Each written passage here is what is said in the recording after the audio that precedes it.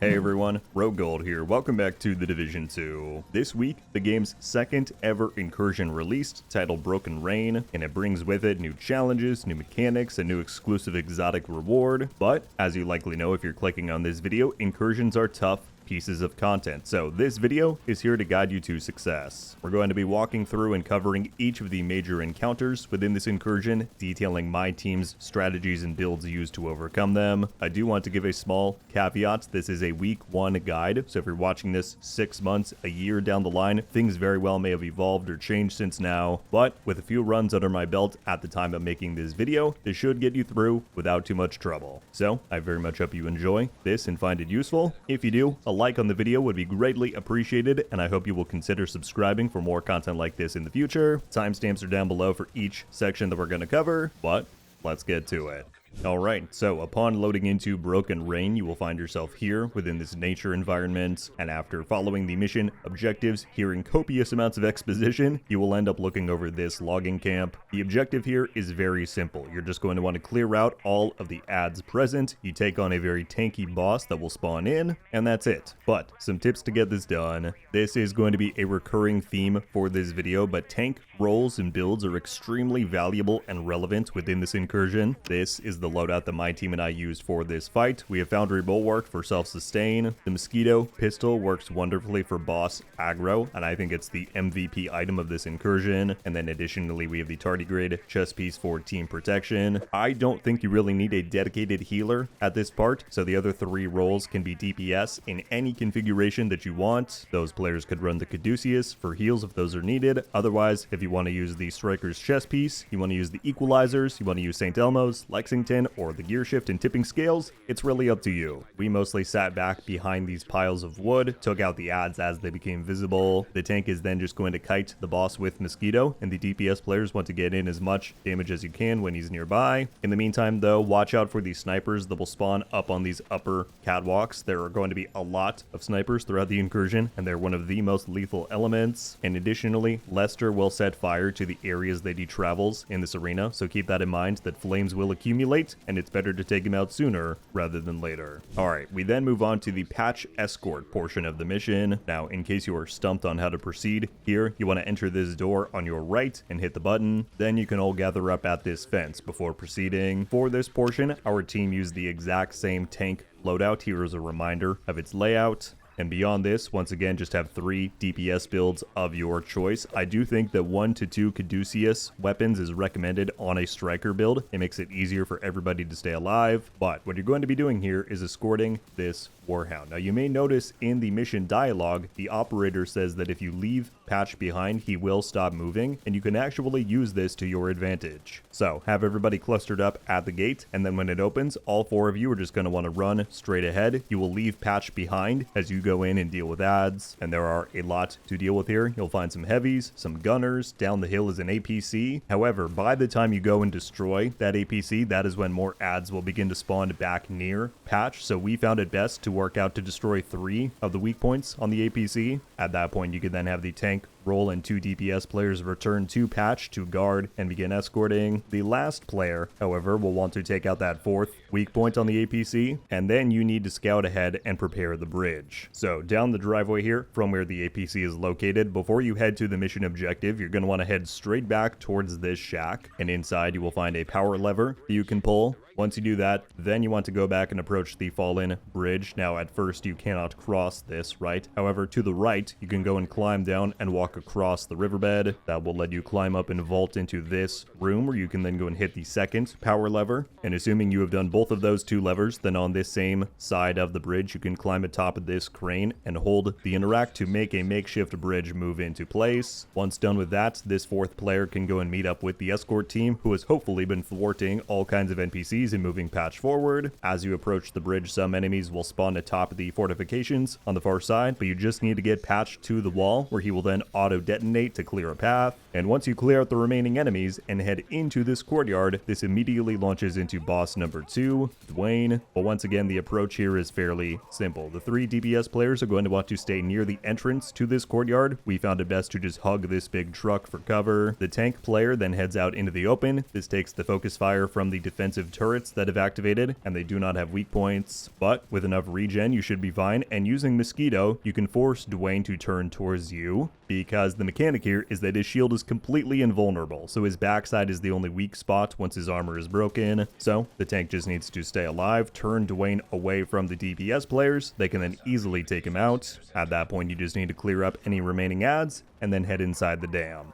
Alright, now we reach what I would consider the first actually complex boss and encounter here, with intricate mechanics to pair, as we have reached the Turbine Hall and the Iris boss. Now, it is worth noting, at the time of me making this guide, the Negotiator's Dilemma gear set can be used to bypass this boss's inherent immunity shield and pretty much negate all of the mechanics that I'm about to lay out. However, I do still want to go about explaining this the legit way, as it wouldn't shock me if this gets patched in the not too far future. So, assuming you are doing this legitly, there's a few important teams and setups to explain here. This Turbine Hall features 4 turbines. Those are labeled 1 through 4 in the control room, as my team called it, and throughout this encounter, certain turbines are going to fail. This is denoted by not only an audio cue, but also this light above them changing to red. And to save a failing turbine, which you have to prevent a certain number of these in order to not wipe, you not only have to hit the corresponding panel in the control room, but also turn one of 2 valves on the lower floor of this hall. So, if you are facing the turbines from the control room, my team called them left and right valves. These things are directly across from one another, and they sync up to 2 of the 4 turbines. So, turbine 1 and 2 both sync to the left valve, whereas 3 and 4 sync to the right. Meaning, for example, if turbine 1 is failing, you both have to hit panel 1 in the control room and then go and turn the left valve. Or if turbine 3 were failing, you need to hit panel 3 in the control room and then turn the right valve. Just note that it does not matter which order you do those 2 things in, they both just need to happen in order to save the turbine. So, now that we've established that mechanic, where are people going to be in this fight? Well, 3 people are going to hunker down in the control room, and this involves 2 DPS players and 1 dedicated healer. For the DPS loadouts, it is largely up to you. However, I think this is a strong loadout to go with. There are a few reasons for the St. Elmo's and Exodus gloves combo, partially because this room is going to be trying a lot to kill you. There are constant ad spawns that will push the control room. There are very deadly snipers that appear on the upper left and right catwalks. And as a tip, aside from calling out failing turbines, it is recommended to call out when you see snipers appear on the left or right so that the DPS players can focus them, or at least know to avoid line of sight. But another reason for this loadout is because one of the DPS players will be taking on the role of a runner, for which the Exodus gloves are a godsend. Basically, when a turbine fails, one DPS player is going to pull out a quick step, run straight for the left or right valve, turn it, and then run right back to the control room. And so long as ads in the room are managed properly and your Exodus proc is up, you shouldn't have too much trouble doing this. So that is the role of the DPS. Then we have the healer. Here's the loadout that we used for that.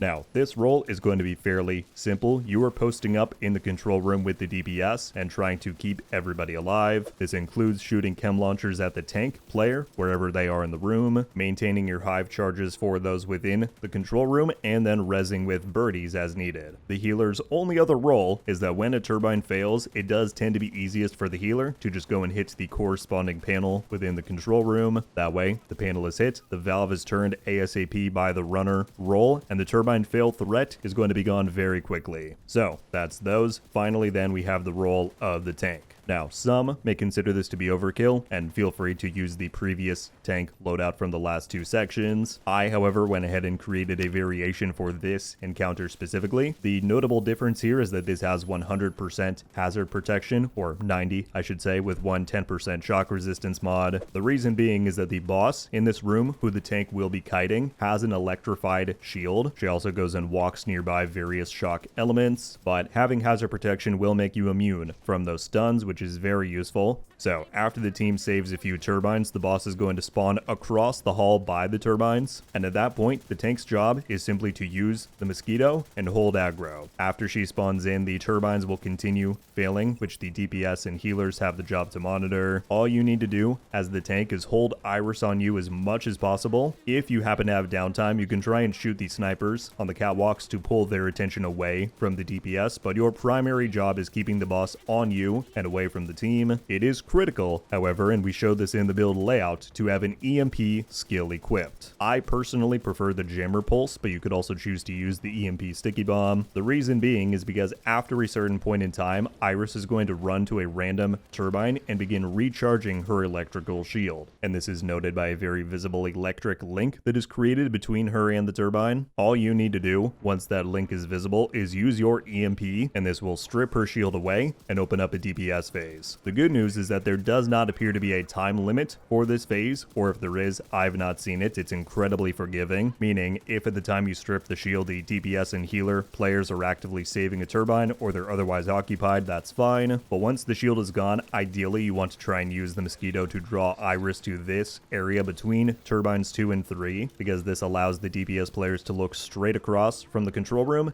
and damage her. It won't take very much, she's fairly weak, but much like Wright from Paradise Lost, she does have health segments, 4 of them in total, and so that process that we just outlined, you need to rinse and repeat it 4 times. The DPS and healer players manage the adds and the turbines, the tank keeps Iris on them, and then strips her shield with an EMP whenever she tries to recharge. After 4 full cycles of that, you can then go ahead and kill her, clear out any remaining adds, and you are done with boss 3. We now move on to the 4th and final boss, Marguerite. There are going to be a few minor puzzles along the way, including shooting this rope down, going in the room beside this elevator to go and flip the power lever, but soon you will find yourself atop the Steel Creek Dam, and all hell is about to break loose. But do not worry, it's not as intimidating as it might initially seem. Speaking of builds, we are going back to using 3 DPS and 1 tank, however there is a caveat, that being, if you want to, there can be a lot of value in running 1 refactor here. This is the loadout that my team used for that.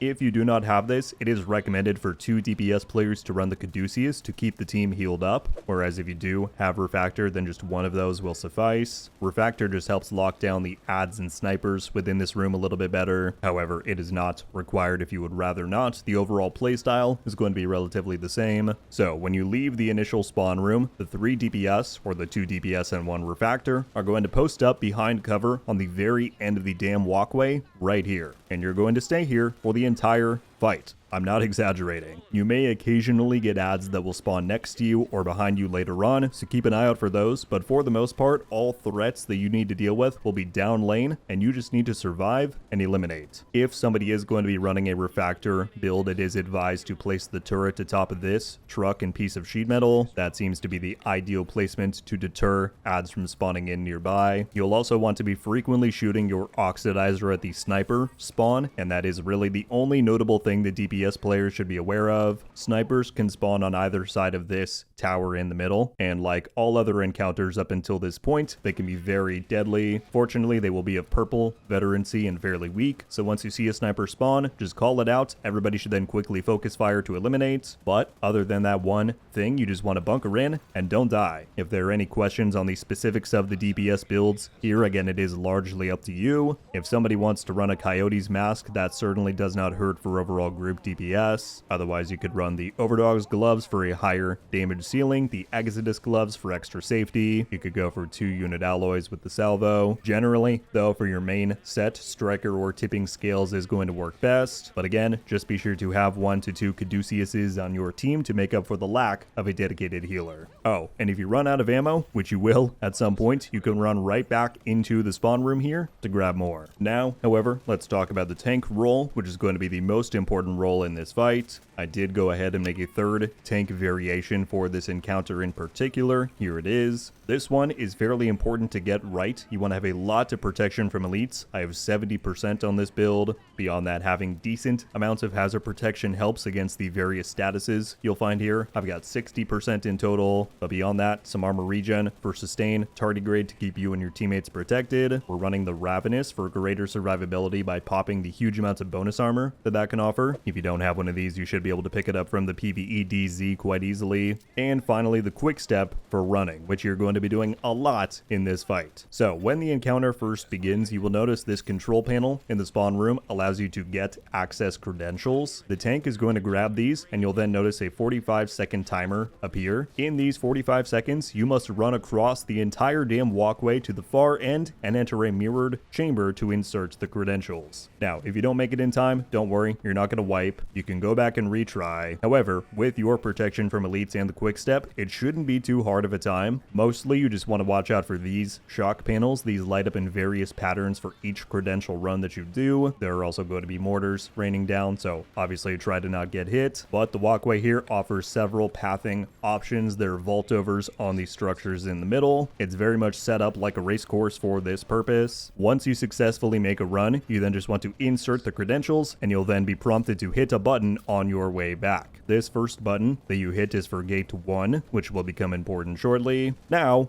do it again. You can go back to the starting room, grab more credentials. After you insert them, then you'll be prompted to hit gate 2, and once again, get credentials, insert, hit gate 3. Now, at this point, Marguerite will spawn in. Fortunately, the mechanic she has is not too complex. She has a destructible mask and backpack. So long as those are on her, she will heal any damage taken. However, the objective for the DPS players is just to, of course, deal with ads that will be constantly spawning in. But when they have a chance, they can shoot and damage these weak points. Of course, the tank can help, but you'll be much slower, given you have basically 0 damage. Once that mask and backpack are broken, she will then run to the middle of the walkway, where there are 1 of 4 supply crates waiting to replace her with new gear. After each resupply, you will find a mini boss spawn in somewhere along the walkway, and when killed, they drop a thermite charge. Now, it is worth noting that unlike the access credentials, any player can pick up this charge, and the full team then has access to place it. Regardless of who picks it up, though, the tank is going to be the one to want to run to the middle of the room. You can place the charge on one of these supply crates that then destroys it. You then need to repeat this cycle, right? Break the mask and backpack, kill the mini boss that spawns in and place the thermite. You do that 4 times. After doing so, all of the supply crates are going to be broken, and that means that when you destroy her final mask and backpack, there are no more of them to use, so she can then be slowly whittled down and killed. However, there is one extra wrinkle to this entire encounter, and that is with the previously mentioned sluice gates. So on your credential runs as the tank, it showed you where gate buttons 1 through 3 are located.